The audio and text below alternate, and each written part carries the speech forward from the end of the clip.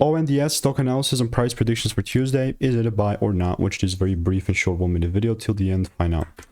Especially looking at Ondas Holdings, this is such a beautiful bullish market, and because I've been buying it like stay straight throughout, just recently got a very beautiful long.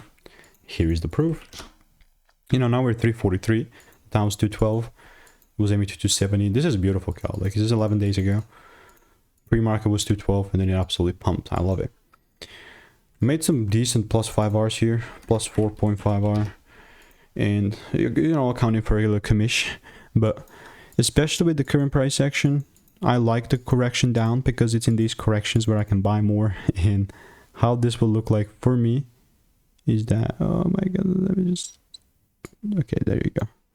If the price corrects down and gives a confirmation, then and only then I'm looking to take it up. If not, well bro, nothing, you know. See you in the next one. Goodbye and enjoy.